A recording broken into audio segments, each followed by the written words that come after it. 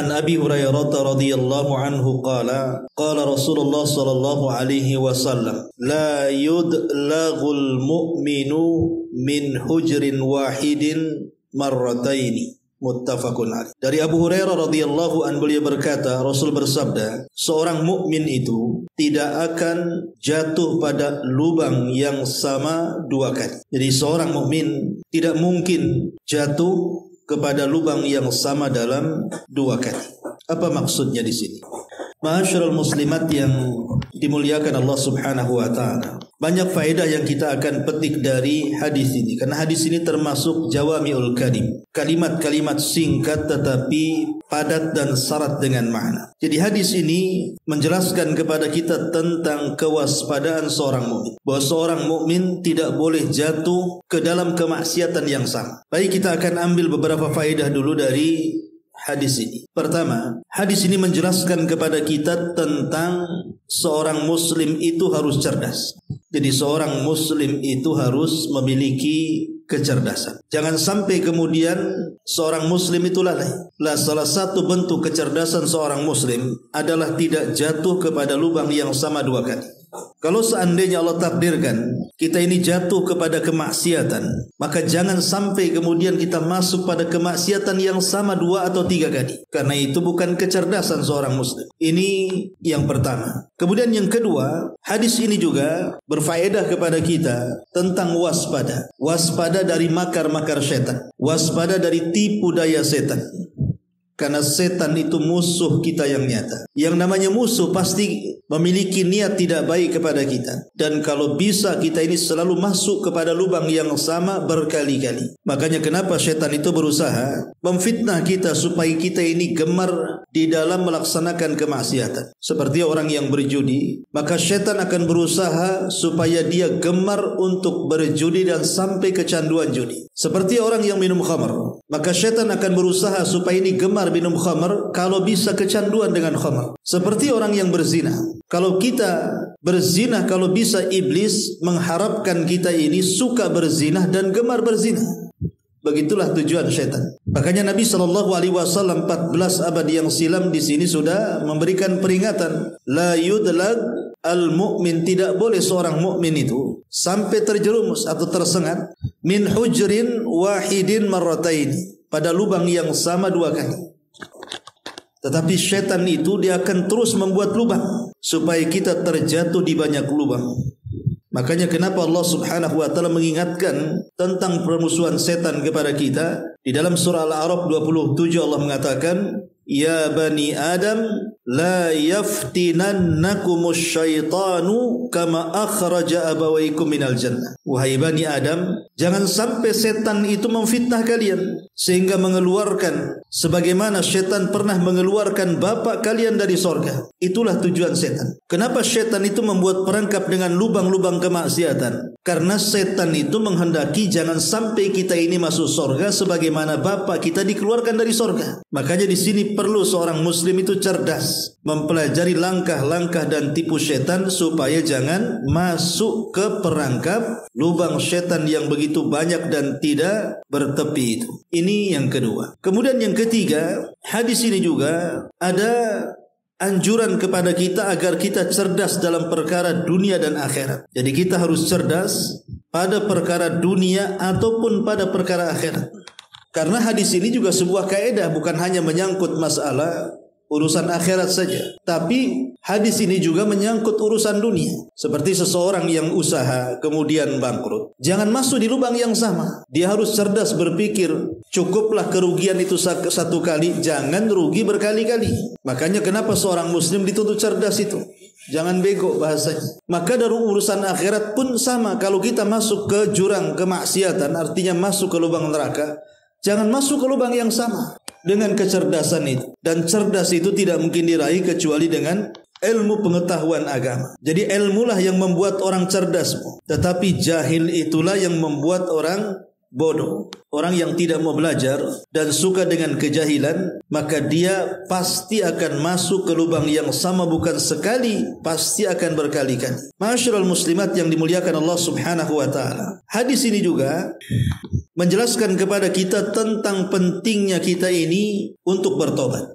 pentingnya kita ini untuk bertobat dan menjauhi kemaksiatan kepada Allah Azza wa Jalla. Jadi jangan sampai seorang muslim kalau sudah pernah bermaksiat kepada Allah, jangan mengulang maksiat itu, kecuali karena mungkin hawa nafsu yang mengalahkannya dan dia sudah berusaha. Tetapi walaupun demikian, kalaupun seandainya hawa nafsunya menguasainya, akhirnya dia jatuh ke lubang maksiat yang sama, bersegeralah bertobat kepada Allah Subhanahu wa taala. Karena kita tahu bahwa Allah Subhanahu wa taala sangat cinta dengan orang-orang yang bertobat, dan tidak mungkin seorang muslim bertobat kecuali setelah dia bermaksiat. Tapi bukan berarti melegalkan maksiat, tidak. Maksudnya kalau orang itu terjerumus kepada kemaksiatan 2 kali karena hawa nafsu yang mengalahkannya, maka ketika dia ingat segera bertobat, dan Allah senang dengan orang-orang yang bertobat. Maka dari hadis ini juga kita harus waspada dengan sebab-sebab yang menjadikan seseorang itu masuk ke dalam perangkap setan, sehingga kita bermaksiat bukan hanya sekali, berkali-kali. Lah, apa saja kewaspadaan itu dan apa saja sebab-sebab seseorang itu bisa masuk kepada kemaksiatan yang berikutnya. Kita harus memahami sebab-sebabnya supaya kita jangan masuk ke lubang yang sama. Yang pertama, al-jahlu bi'azamatillahi azza wa jalla. Kejahilan terhadap keagungan Allah Subhanahu wa taala. Al-Hafidz Ibnu Rajab rahimahullahu taala mengatakan, setiap orang yang bermaksiat kepada Allah dinyatakan jahil, dan setiap orang yang mentaati Allah dinyatakan alim. Jadi setiap orang yang bermaksiat itu sebenarnya dia jahil. Walaupun secara pendidikan dunia boleh jadi mungkin sampai kepada taraf doktor bahkan profesor, tapi kalau dia bermaksiat kepada Allah tetap dia jahil. Tetapi orang-orang yang melakukan ketaatan kepada Allah walaupun tidak punya titel di dunia, boleh jadi dia tidak pernah sekolah, tapi dia orang yang paling taat dengan Allah, maka orang itu dikatakan alim. Kenapa alim? Karena dia tahu bahwa di sana ada Rabb yang penuh dengan keagungan, kemuliaan. Maka orang yang jahil dengan keagungan dan kemuliaan Allah, pasti dia akan masuk ke lubang yang sama dalam bermaksiat kepada Allah Azza wa Jalla. Kemudian yang kedua, dakwa anna rahmatallahi wasi'atun. Anggapan bahwa kasih sayang Allah itu luas. Betapa banyak seorang mukmin itu yang terjerumus ke dalam kemaksiatan berkali-kali. Pada Rasul mengatakan 2 kali saja, kalau bisa jangan. Tapi kenapa kemudian banyak seorang mukmin itu bisa berkali-kali dia? Pamannya dia berzina, bisa berkali-kali dia berzina. Minum khamr, bisa berkali-kali dia minum. Berjudi, bisa berkali-kali dia judi, dan begitu seterusnya. Karena dalam hatinya ada angan-angan. Dia menyangka bahwa rahmat Allah itu luas. Tidak apa-apa, Allah itu kan pengampun. Gak apa-apa saya habiskan masa muda saya bermaksiat, nanti kalau sudah tua saya tobatkan, Allah pengampun. Bukankah Allah Subhanahu wa taala mengampuni hamba-hambanya? Oh, nanti sajalah kalau sudah dapat hidayah saya akan tobat. Nanti kalau umur sekian saya bertobat. Lah, seseorang kemudian menjadikan taswib, menunda-nunda tobat, itu salah satunya apa? Salah satunya karena dia menyangka dalam hatinya berangan-angan, bukankah Allah itu rahmatnya luas? Dia tidak sadar bahwa memang Allah itu rahmatnya luas, tapi azabnya juga pedih. Jadi banyak orang yang kemudian hanya berpendapat bahwa rahmat Allah luas, ya Allah Maha Pengampun, tenang saja, nanti juga kalau sudah waktunya tobat, ya tobat. Itulah yang menjadikan seorang mukmin itu tidak bisa menjauhi lubang maksiat. Ma'asyiral muslimat yang dimuliakan Allah Subhanahu wa taala. Kemudian juga yang ketiga, tahawun bidzunub, meremehkan dosa. Al-Allamah As-Sa'di rahimahullahu taala ketika memberikan catatan kepada ayat wa huwa indallahi azim, dan sesungguhnya perkara itu di sisi Allah Subhanahu wa taala adalah sebuah perkara yang besar. Karena ada sebagian orang yang menganggap dosa-dosa tertentu itu remeh bagi dia, padahal dosa itu di hadapan Allah sangat besar. Contoh saja umpamanya ketika Nabi SAW melintasi kuburan, kemudian ada 2 kuburan yang sedang disiksa, mendapatkan azab kubur. Maka Nabi SAW mendengar tuh siksaan itu. Kemudian sahabat bertanya kepada Rasul, atas dasar dosa apa kedua orang itu disiksa wahai Rasul? Maka Nabi SAW mengatakan sesuatu yang mereka anggap remeh. Kemudian Rasul SAW mengatakan, yang pertama karena dia tidak bersih dalam bercebok ketika buang hajat. Yang kedua karena dia berjalan ke sana kemari menggibah dan menamimah, mengadu domba. Lah ini meremehkan dosa inilah yang menjadikan dia tidak bisa menghentikan untuk masuk ke lubang yang sama berkali-kali. Tapi kalau orang kemudian tidak meremehkan dosa, apakah dosa besar ataukah dosa kecil, tidak mungkin dia masuk ke lubang yang sama 2-3 kali dan seterusnya. Kemudian yang keempat, zulmatul qalbi, gelapnya hati. Gelapnya hati itulah yang menjadikan dia susah untuk meninggalkan maksiat. Dan gelapnya hati itu disebabkan karena banyaknya maksiat.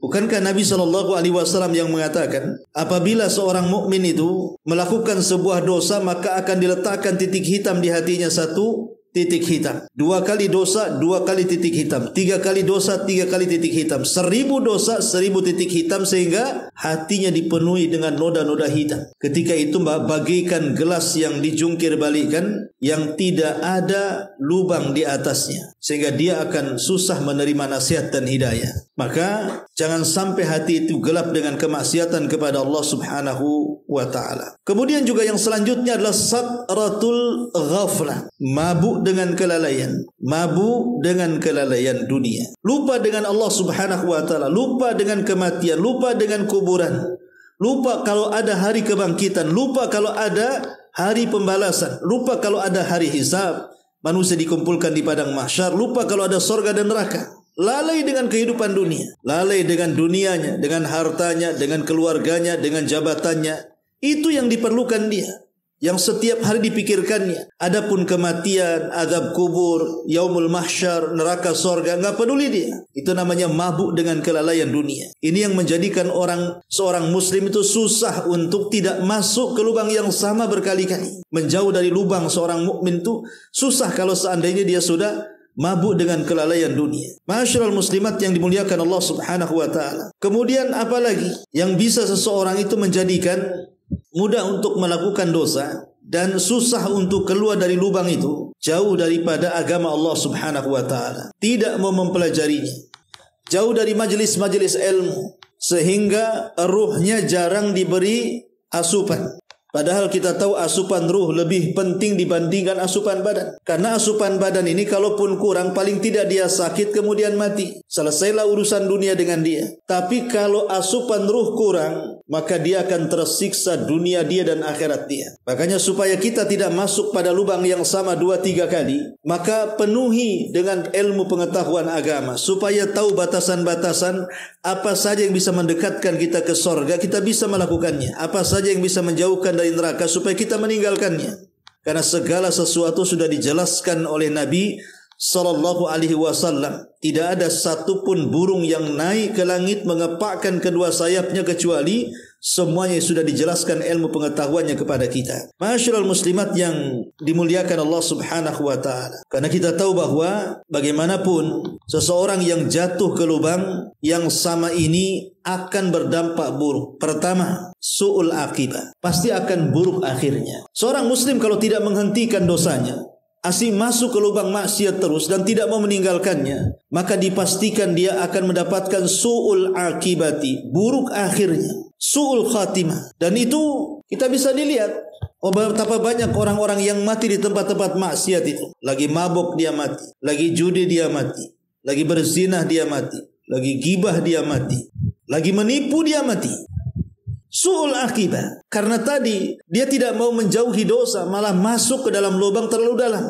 Bahkan bukan hanya 2-3 kali, berkali-kali, dan tidak mau bertobat kepada Allah. Yang kedua, nuzulul bala, pasti akan turun bencana. Orang yang tidak mau berhenti dari perbuatan dosa pasti akan mengundang bencana. Makanya Al-Hafidh Ibnu Hajar Al-Asqalani rahimahullahu ta'ala mengatakan, di antara sebab-sebab seseorang itu terjerumus kepada bala adalah karena banyak melakukan kemaksiatan kepada Allah, sehingga Allah dahulukan azabnya di dunia sebelum akhirat. Jadi ingat bahwa kalau seorang muslim tidak berhenti, tetap masuk ke lubang yang sama 2-3 kali dalam lubang kemaksiatan kepada Allah, maka dipastikan akan turun bala. Bahkan yang ketiga, hal alakul amlil jami, boleh jadi kehancuran yang merata, kehancuran yang merata. Ataupun yang selanjutnya bisa jadi dikuasakan kepada mereka para penguasa-penguasa yang nakal, penguasa-penguasa yang zalim.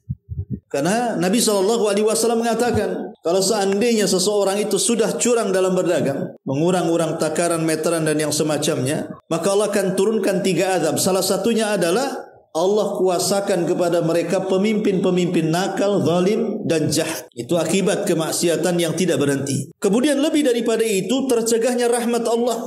Bahkan boleh jadi tertutup pintu-pintu rahmat. Karena bagaimanapun setan ini adalah makhluk yang senantiasa bermaksiat kepada Allah Subhanahu wa taala. Allah mengatakan inna syaitana kana lirrahmani asiya. Sesungguhnya setan ini kepada Ar-Rahman senantiasa bermaksiat. Ketika Allah memilih kata-kata Ar-Rahman yang memiliki arti sifatnya rahmat, dari sini dipahami bahwa maksiat itu bisa mencegah seorang hamba dari rahmat Allah Subhanahu wa taala, dan ini kerugian kalau sampai kemudian rahmat Allah Subhanahu wa ta'ala sampai kemudian tercegah kepada kita. Kemudian juga takdirul ahwal bisa saja mengotori kondisi. Betapa banyak orang-orang yang dulunya sukses akhirnya maksiat, tiba-tiba kemudian mereka pun bangkrut dan sengsara. Keluarganya berantakan, anak-anaknya nakal, tidak pernah berbakti kepada orang tuanya, kondisinya banyak penyakit, banyak masalah. Itu akibat maksiat itu, ya, buruknya kondisi. Kemudian juga bisa saja wahsyatu minal mauti, akan diangan-angani dengan kematian yang buruk. Jadi orang-orang yang senantiasa melakukan dosa itu akan diliputi dalam otaknya kematian yang buruk, dan ini mengerikan, ya. Karena bagaimanapun banyak buah buruk daripada kemaksiatan kepada Allah Azza wa Jalla, seperti tertumpahkan darah, kemudian tersebarnya keburukan di mana-mana, kemudian juga kerusakan yang tidak bisa ditangani begitu saja, termasuk hilangnya ilmu yang bermanfaat, diharamkannya kelezatan ibadah, kemudian hati dikeraskan, kemudian susah untuk melakukan kebaikan. Itu semua akibat daripada kemaksiatan yang kita lakukan. Masyaallah muslimat yang dimuliakan Allah Subhanahu wa taala. Makanya Rasulullah SAW sekali lagi dalam hadis ini mengajarkan kepada kita, jangan sampai seorang muslim jatuh ke lubang yang sama berkali-kali. Maksudnya ke lubang maksiat berkali-kali. Tapi kalau seandainya seseorang masuk ke lubang maksiat berkali-kali itu, apakah tobatnya diterima oleh Allah Azza wa Jalla? Maka lihat kondisinya. Tadi saya sudah jelaskan di muqaddimah, kalau seandainya dia masuk ke maksiatan itu karena terkalahkan dengan hawa nafsunya, dia sudah berusaha untuk melawannya tapi terkalahkan, akhirnya jatuh lagi, maka dalam posisi seperti ini, maka setiap seorang mukmin jatuh segera bertobat, jatuh lagi bertobat lagi, jatuh lagi bertobat lagi. Maka itu sangat baik bagi seorang mukmin.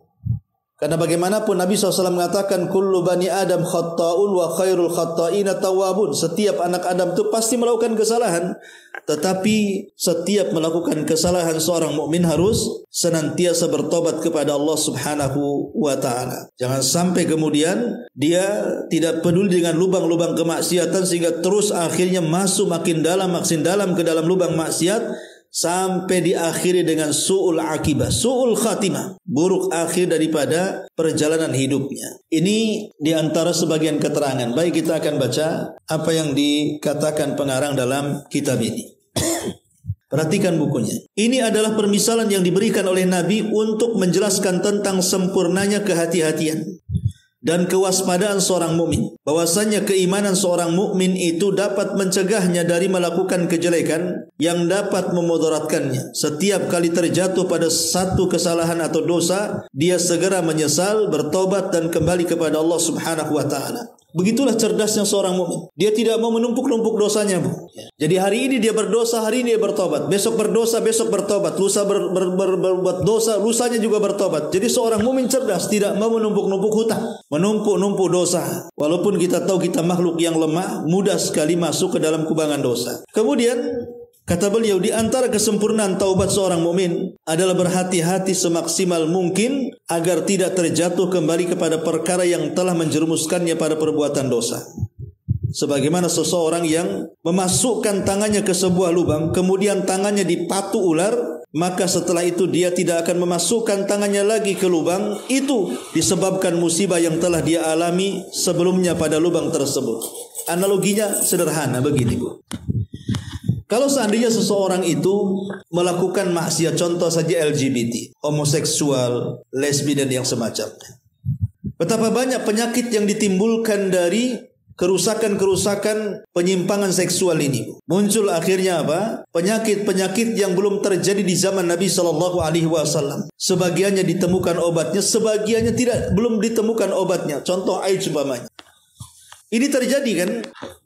Tapi kalau seandainya saya selaku mubaligh, selaku dai, selaku ustaz, kemudian saya panggil orang yang ahli maksiat yang sudah tertular penyakit, kemudian saya ceramahi dengan dalil-dalil, baik dari Al-Quran atau sunnah Nabi SAW tentang ancaman maksiat itu, terkadang tidak akan didengar. Anehnya, tapi kalau yang ngomong itu dokter, bukan ustaz ya, dokter yang ngomong. Kata dokter, kamu kalau masih melakukan maksiat itu 3 hari kau mati, 10 hari kau mati. Saya yakin pasti dia dengar ucapan dokter. Padahal tidak pakai dalil.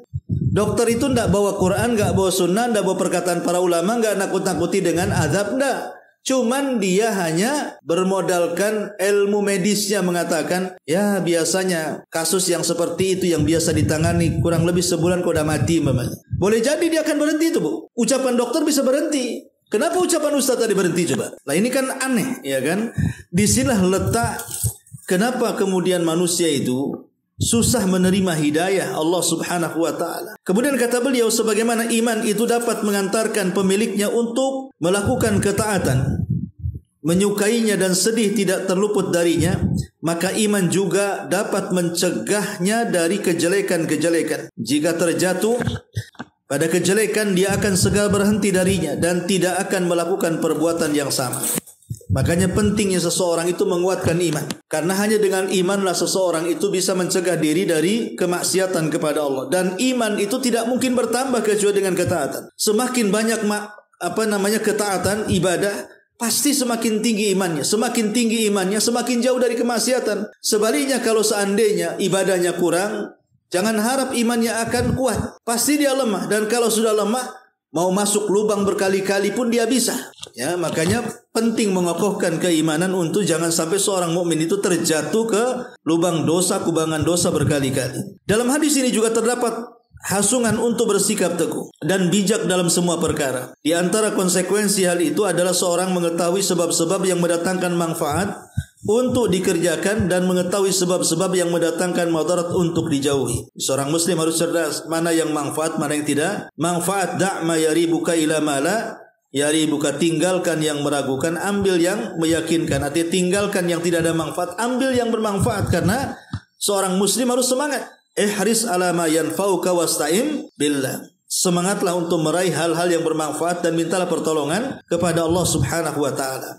Kemudian hadis ini juga menuntut untuk menjauhi hal-hal yang dikhawatirkan jika mendekatinya dapat menyebabkan terjatuh pada kejelekan. Juga agar menutup celah-celah kejelekan itu diperhitungkan dalam syariat. Seperti Allah mengatakan apa? Wala taqrabu az-zina. Jangan dekat-dekat zina. Zina saja larangannya dalam Al-Quran bukan kalimatnya jangan zina, tapi jangan dekat-dekat ke zina. Maksudnya apa? Wasilah-wasilah yang bisa menjerumuskan kita ke dalam zina jauhi. Kalau lantaran ikhtilat bisa berzina, jangan ikhtilat. Kalau lantaran menonton video-video yang tidak senonoh, gambar-gambar yang tidak senonoh, jangan ditonton. Jadi wasilah-wasilah apapun yang mendekatkan ke zina jauhi, supaya jangan terjatuh ke lubang yang sama. Kemudian kata pengarang, dan sungguh Allah telah memperingatkan kaum mukminin agar tidak mengulangi perbuatan yang dikemas menarik oleh syaitan sehingga mereka terjatuh kepada kemaksiatan-kemaksiatan. Allah mengatakan, ya'idukumullahu an ta'udu limithlihi abada in kuntum mu'minin. Allah memperingatkan kalian agar jangan kembali mengulang perbuatan semisal itu selamanya jika kalian orang-orang yang beriman. Oleh karena itulah, seorang yang pernah merasakan akibat buruk dari perbuatan dosa dan telah bertobat darinya, maka kebenciannya terhadap dosa tersebut akan lebih besar. Artinya kalau orang sudah merasakan dampak buruk sedosa itu, makin benci harusnya ke dosa, bukan makin diulangi gitu maksudnya. Ya. Peringatan dan kewaspadaan dia dari dosa tersebut lebih kuat karena dia mengetahui akibat-akibat yang buruk dari dosa tersebut berdasarkan pengalamannya. Dan dalam hadis ini pun yang terakhir, al-anatu minallahi wal ajalatu minasyaitan wal halima illa dzu athratin wal hakima illa dzu tajribatin. Sikap berhati-hati itu berasal dari Allah, sedangkan sikap tergesa-gesa berasal dari setan. Tidaklah seorang yang murah hati kecuali memiliki ketergelinciran dan tidaklah seorang yang bijak kecuali memiliki pengalaman. Artinya sudah selayaknya seorang itu hati-hati, meletakkan kewaspadaan. Maksudnya hati-hati dan waspada kepada siapa? Kepada jerat dan langkah-langkah setan. Setan itu terkadang menjerumuskan kita itu selangkah demi selangkah. Tidak langsung menarik tangan kita, diajak ke tempat-tempat maksiat. Tidak, selangkah demi selangkah. Dimasukinya was-was ke dalam hati kita untuk melakukan hal-hal kemaksiatan kepada Allah Subhanahu wa taala. Inilah di antara faedah hadis ini.